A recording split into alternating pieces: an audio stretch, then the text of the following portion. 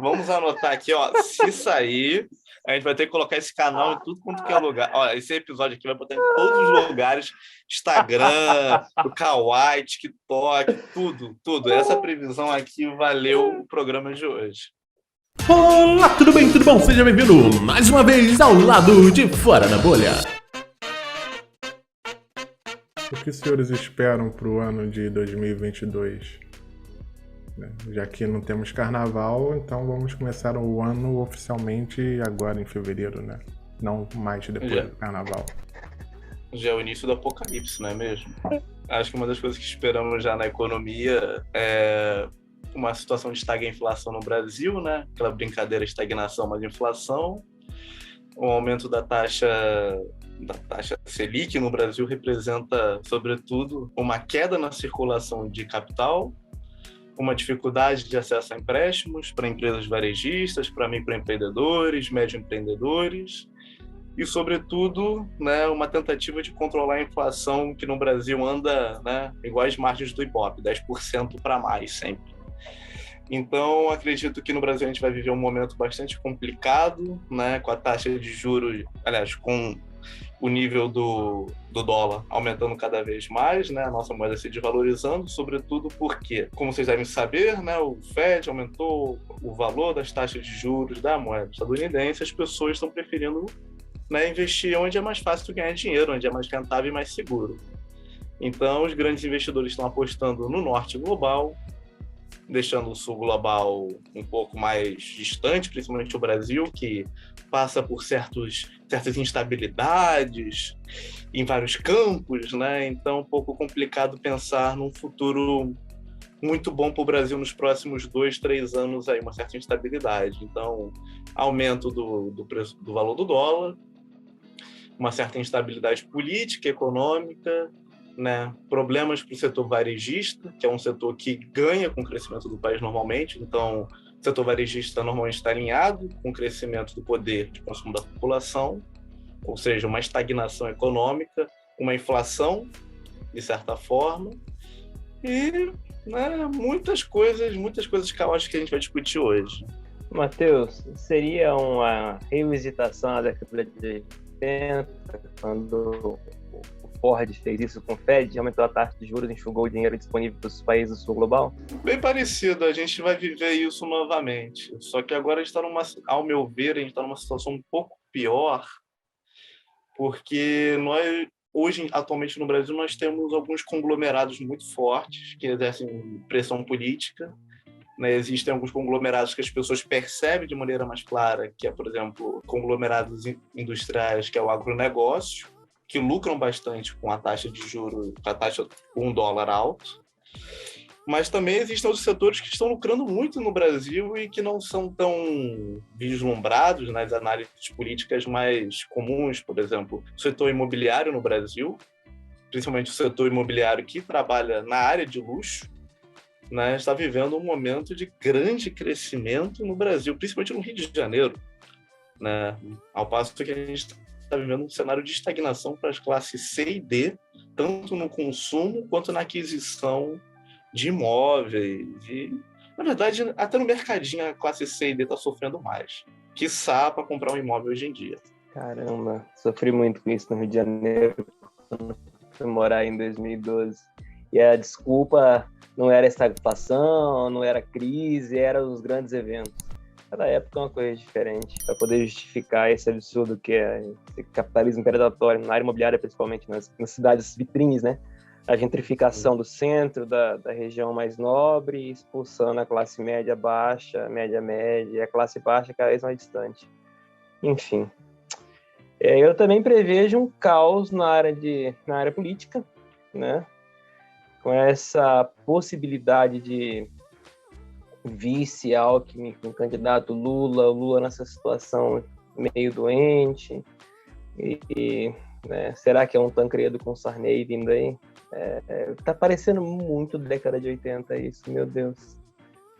E com o cenário econômico em crise, o atual governo que assumiu uma pauta neoliberal de fazer gerar emprego, enfrentou essa pandemia, antes da pandemia já não conseguiu arremeter a economia e está começando a ceder aos poucos, o neoliberalismo dele uma intervenção econômica um pouco maior, ou tentando fazer algo do tipo. Enfim, ele não vai, as expectativas são que ele não vai conseguir se reeleger, né? E aí Lula volta com a mesma pauta anterior do governo dele, desenvolvimentismo, injeção de dinheiro na economia, mas que dinheiro? Será que os commodities vão voltar a subir, para poder ter caixa, para poder novamente gerar um crescimento econômico aí, estabilizar tudo e botar o país no trilho de novo do crescimento?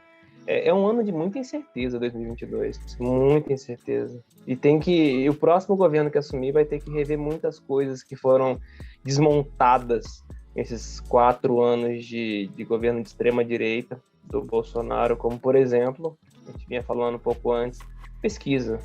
Bolsa para pesquisa, estímulo à pesquisa, é o que leva ao crescimento sustentado do país, que foi desmontado nesse governo, e um incentivo maior a uma industrialização, mesmo que seja uma agroindústria, mas que gere emprego internamente no esporte in natura, como vem sendo feito, com a carne, por exemplo, soja, café, enfim. Tem que se repensar muitas coisas no próximo governo, e vai ser um governo de reajuste a esse passo fora da cadência que foram esses 4 anos do governo de extrema-direita, considerando que eles não vão conseguir ganhar, né? Que pode ser que eles ganhem também a eleição, já que o Bolsonaro era o azarão da outra eleição, né? Ou um golpe. Ei, Marcão? Então, os senhores falaram aí de muita coisa, essa cara aí de déjà vu e de volta aos anos 80, mas eu não sei. Porque embora a gente esteja no caos, né, parecido, até eu acho que um ponto coincidente é que realmente a gente entrou no caos durante o governo de alguns militares e, coincidentemente, temos uma galera militar de novo no poder. Mas eu acho que naquele período tinha muito a ver com imposições externas, né? O choque Volcker, as consequências da taxa de juros nos Estados Unidos. Eu acho que hoje a gente sofre mais por problemas internos e escolhas mal feitas, né? Então, não sei. E dentro dessa questão de déjà vu, acho que é interessante que o Lula, voltando ao poder, vai ser bem interessante a gente ver o que vai acontecer, né? Porque é quase como um acordo que ele foi favorecido pela conjuntura internacional do momento, e a conjuntura internacional do momento que ele assuma, de repente, possa ser novamente favorável, que vai ser bem interessante. De repente, fora o fato que o Sérgio Moro merece uma plaquinha, que tirou... O Lula estava quase sendo achincalhado, expurgado da vida política, e transformou o cara na maior biografia da história da humanidade no campo político, porque sai do interior do Nordeste, vira presidente do país, depois de ser sindicalista, presidente mais amado de um país, vai preso por corrupção, e de repente volta para ser novamente presidente, e se conseguir fazer um bom governo, vai ser aquele filme de Hollywood que com certeza ganha o Oscar. Bom roteirista.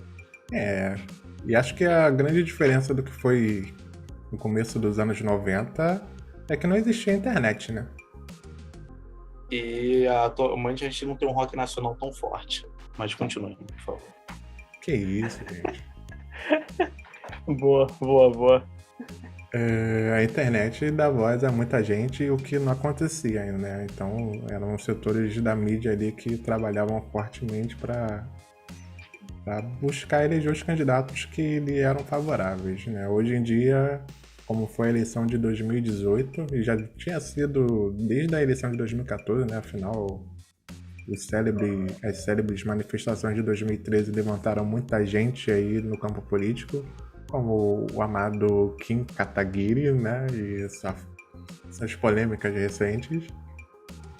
E vamos ver, eu tenho certeza que novos nomes surgirão aí. Não necessariamente bons nomes, né? Mas... Normalmente não muito bons nomes, né? Não, comumente é o que acontece, né? Né? O problema quando se levantam placas "não temos partido", né?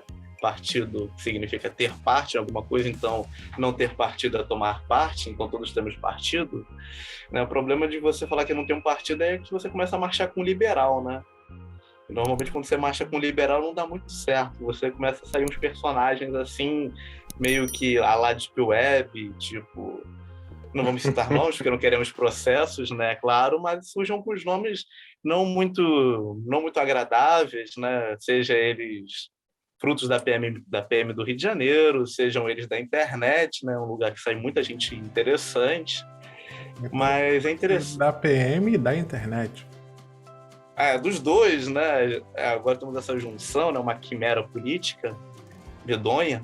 Mas acho que uma coisa que vocês falaram que foi muito interessante é essa ideia do cenário externo, do cenário interno, porque na década de 80 o Brasil não era uma potência global, né? O Brasil chegou aí para o G7, depois G7, chegou quase no G6, hoje é G12, indo para o G13. É um país que já foi uma potência, onde ainda é uma potência, comparado à década de 80. É um país bem mais poderoso, né, e hoje vive à mercê de lobbies políticos que na década de 80 não eram tão fortes, né? Hoje temos grupos religiosos muito poderosos e influentes, que são inclusive os antivacinas, né? Que tem essa aliança hoje em dia, né? Temos grupos, o agronegócio, que é um grupo muito poderoso, temos grupos que não são tão analisados, como eu falei, que é o grupo que são as empresas imobiliárias, que vivem, né, desse rentismo. São empresas normalmente improdutivas, ou seja, elas vendem, especulam com a terra, com imóveis, e por vezes e essas empresas não produzem nada. Quem produz alguma coisa são as pessoas que alugam esses imóveis, né, pagam às vezes aluguéis altíssimos e vendem seus produtos de maneira altíssima para públicos X ou Y e depois perdem esses lugares, né? Não é à toa que no Brasil quase todas as empresas vão à falência nos primeiros 3 anos, né? Então, no Brasil é difícil empreender, é difícil ter crescimento econômico, é difícil desenvolver. No Brasil, qualquer coisa a longo prazo... É difícil comprar feijão, né? No Brasil, tudo a longo prazo... Aliás, talvez o Brasil... Acho que o nome que defina o Brasil seja incerteza. Né? Um dia a gente está muito feliz, caminhando, pensando, nossa, estamos num governo neoliberal, mas é um governo neoliberal que ajuda os pobres, que ajuda a classe C, é um governo que pelo menos você pode comer um pedacinho de carne, em 2, 3 anos você está num governo que é contra a vacina. Então... Mas eu diria que o Brasil é um país da imprevisibilidade para a classe média, que almeja ter rentabilidade com investimentos, mesmo sabendo que a sua margem de investimento é bem insignificante no montante. Mas, polêmico, né? Mas pro pobre, o Brasil sempre é previsível. O pobre sabe. O pobre sempre vai estar ferrado. Também. O pobre vai estar ferrado. O rico sempre rende muito. Pois. E dentro do que você falou, eu acho que tem um ponto muito importante, né? Já que seremos chamados de comunista a qualquer momento, eu acho que no final dos anos 80 e começo dos anos 90 era o apogeu do otimismo, do liberalismo, e talvez tudo que você falou, todo esse quadro econômico, mais os grupos de influência religiosos, sejam, na verdade, o auge do declínio do liberalismo. Fica essa questão. Uma pauta interessante. O que o senhor Sérgio Nunes tem a dizer? Doutor. Teologia da prosperidade. Doutor Só isso que eu tenho a dizer. Não é, doutor Marcos? Não, ainda não. Um dia.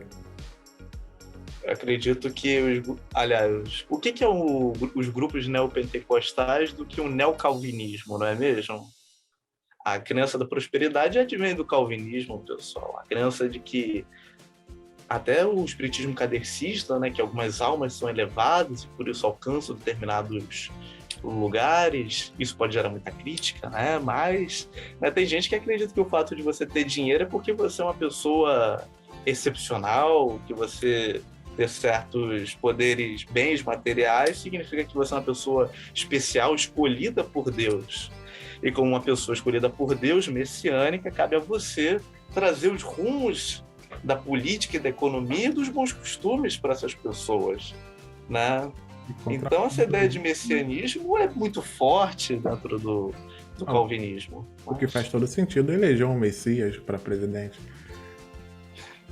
Eu tava pensando exatamente isso. É tão antagônico pensar que são religiões que pregam a caridade, o auxílio, na prosperidade mesmo. Essas religiões pentecostais são baseadas no auxílio mútuo dentro das comunidades e acabam elegendo uma extrema-direita militarizada, autoritária, como foi neoliberal.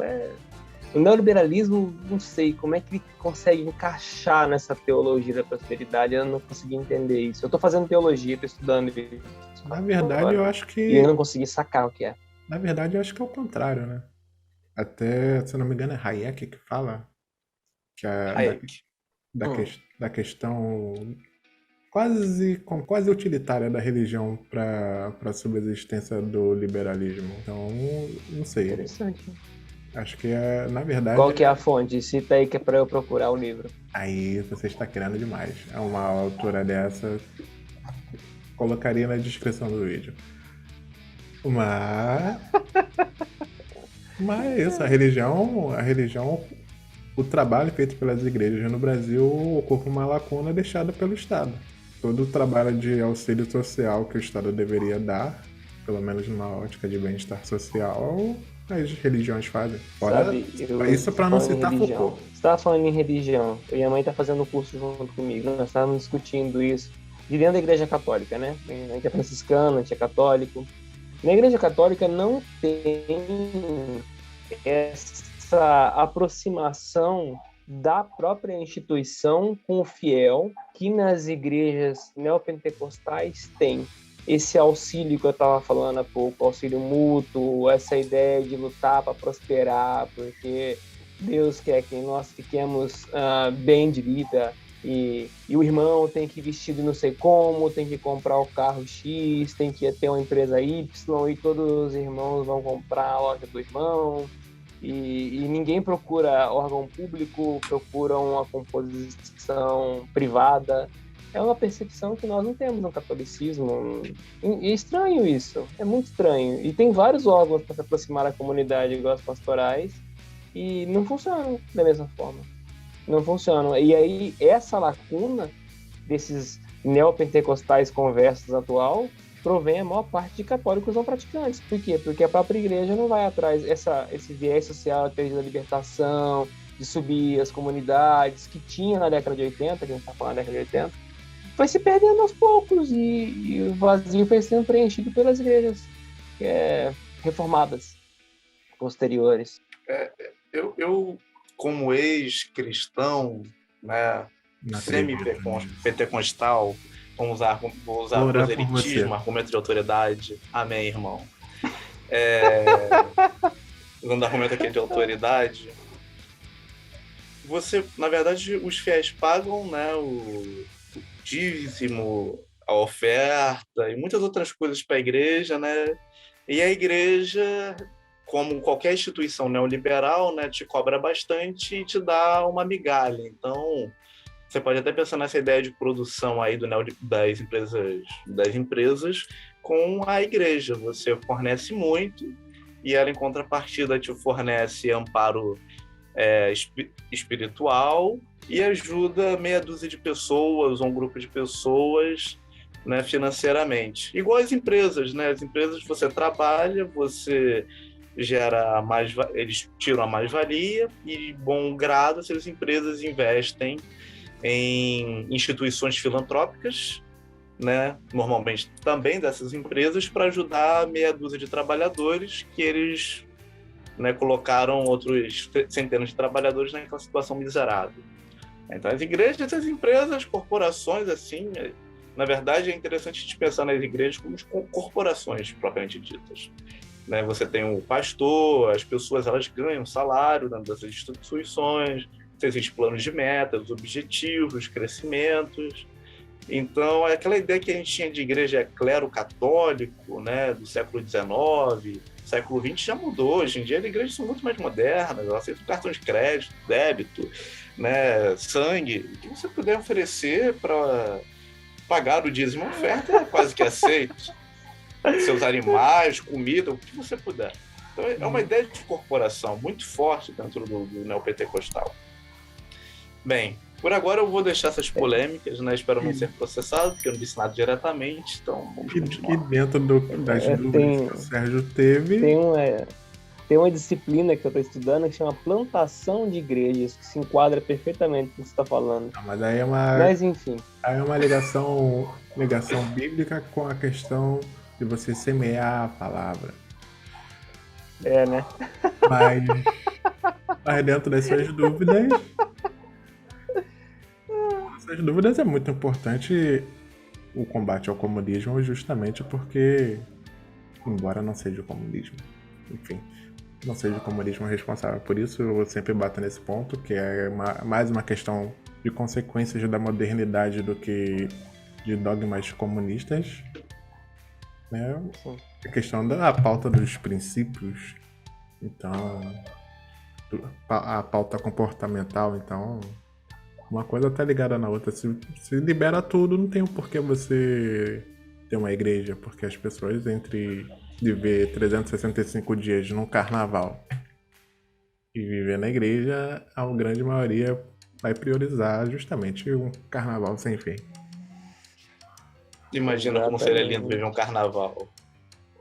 Bom, se não tivesse o trabalho, de repente eu comprava a ideia, mesmo não pulando carnaval.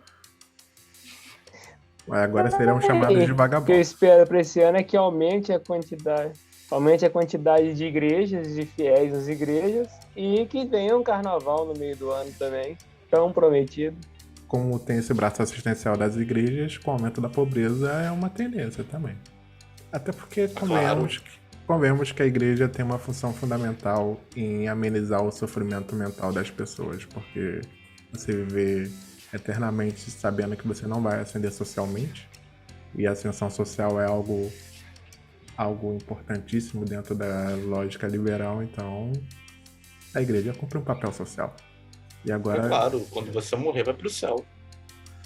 Isso, mas você tem que suportar todo o sofrimento da Terra. Então, exato, o sofrimento da Terra é recompensado.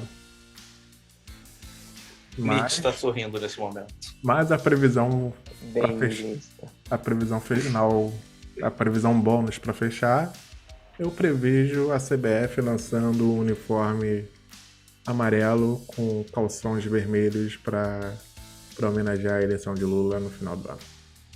O Brasil unido na Copa. Todos nós esqueceremos todo o quebra-pau das eleições e vamos nos unir para torcer por Neymar e companhia. Se Neymar estiver inteiro. Isso é um belo golpe de marketing. Eu fiquei admirado até com essa previsão aí. Vamos anotar aqui, ó. Se sair, a gente vai ter que colocar esse canal em tudo quanto que é lugar. Ó, esse episódio aqui vai botar em todos os lugares. Instagram, o Kawaii, TikTok, tudo. Essa previsão aqui valeu o programa de hoje. Deus nos abençoe, se conclua. Então, com isso, finalizamos esse programa. E você que está nos assistindo, não esqueça de curtir, de compartilhar, se inscrever no canal e acionar as notificações do sininho aqui do YouTube. E esperamos você no próximo episódio, na próxima conversa.